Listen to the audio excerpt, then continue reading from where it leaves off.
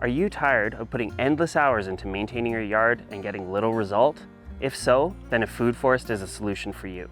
In this video, I'm going to explain what a food forest is, why design is crucial for your success, and how to design a food forest on your property. Stick around till the end of this video to see some of the best techniques for designing your food forest and starting your journey to perennial abundance. First, what is a food forest?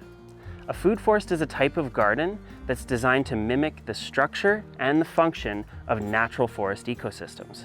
A food forest is comprised of different layers of vegetation that go all the way from tall trees to small trees, shrubs, herbaceous perennials, ground covers, and vines. Each layer within the food forest has a unique function, such as providing shade and shelter, attracting beneficial insects, or producing tasty fruit and nuts. By using diverse plant species and natural processes such as nutrient cycling and water retention, we can help create healthy soil, enhance biodiversity, and have a positive impact on our environment. Planting your own food forest is a great way to enjoy the beauty of nature, grow your own nutrient-dense food, and contribute to a more regenerative future for our planet.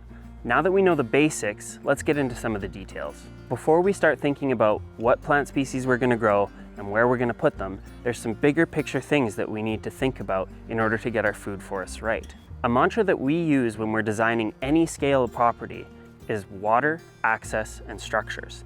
And that describes the order in which you want to design these things. The same goes for a food forest. If you get the water piece right in your food forest, then you'll be able to create a garden that requires little to no supplemental irrigation. The second piece is access. In this food forest, the water and the access are in the same place, and we call this a swale and trail. So basically, it's a pipe that has perforations in it that runs underneath the garden and creates this pathway network, and now it's covered in mulch, so we can also walk on top of our rainwater distribution system. Primary pathways are often things like concrete sidewalks, where we enter the property and move around the perimeter of the property. Secondary pathways can be a bit more narrow than our primary pathways and are used for getting in and out of our garden. These are the primary access ways that will come to do maintenance as well as harvest fruit. Tertiary pathways can be things like stepping stones or log cookies, and these allow us to get deep into the garden for those hard to reach places. Designing out the plants in your food forest can be a little bit overwhelming, especially if it's your first time doing it, which is why we're going to share a few techniques to help you navigate through the design. The first thing to do is write down a list of everything that you really want to grow. Don't limit yourself in your thinking and allow yourself to get excited about your new food forest. The next thing that you want to do is think about what space that you have available. It's helpful to have even a basic line drawing of your property so that you can sketch in the canopy sizes of different tree species. We typically start with the trees because they're the biggest element and they take up the most space on our property. From there, we will fit in shrubs and the herbaceous plants, ground covers, and vines in all the leftover space. After we've thought about what we want to grow and how much space we have available, then we start to get into the nitty-gritty details about how we really select plants for our food forest so that our food forest will be successful. We've made a food forest planning document that's going to be available for you to use for free that can help you do this. The first thing that we look at is layers. So at the beginning, we talked about how food forests mimic the structure and the function of natural forest ecosystems. First, let's look at the structure. We want to make sure that we're filling out all of the different layers in our food forest, from trees to shrubs, herbaceous perennials, ground covers, and vines. So as you're picking your plant species, make sure you've got a number of different species in each of those categories. That's going to create the structure of your food forest. Next, we look at the function. There are many different functions that plants will provide in a food forest that will benefit us as well as the ecology. The first function we'll think about is food, because of course that's a big reason why we want to create a food forest. We can grow lots of different types of fruit, berries, perennial greens, and even root crops inside a food forest. One of the neat things about the harvest that you get out of a food forest is it starts at the very beginning of the spring when the first spring greens emerge and goes all the way into the fall and even into the winter when we're still picking apples off the trees after first frost.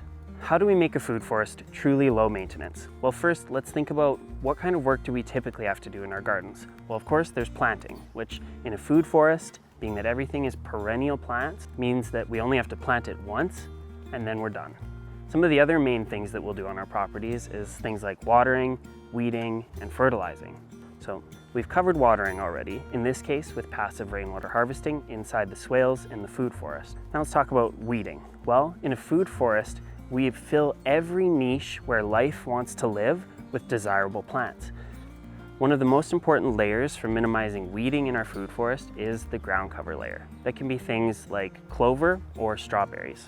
But really, all of the layers contribute to filling out those niches for life to thrive. When we look at this food forest, you can see that there's literally almost no room for weeds to thrive.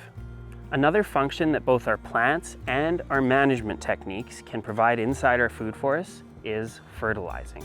We don't need to add conventional fertilizers to our food forests at the beginning or throughout their lifespan. Most food forests will start off by amending the soils, as especially in an urban lot like this, they're typically devoid of nutrients and heavily compacted. Once we get the soil prep right at the beginning, then the system becomes more and more self-maintaining over time. We do this by including nitrogen-fixing species, which will take nitrogen from the ambient environment and make it into a plant-available form for the other plants in the food forest. We also want to include plants such as this comfrey here that will produce a lot of biomass. What we'll do as a part of our maintenance in our food forest is come through and chop these plants periodically and drop them back to the forest floor. Just that simple technique of chopping and dropping periodically throughout the year is going to allow nutrient cycling to happen in your food forest. One of the main things that we grow in food forests, especially in the cold climate, is fruit and berries. And what do we need in order to get good crops of fruit and berries? Well, a whole bunch of pollinators.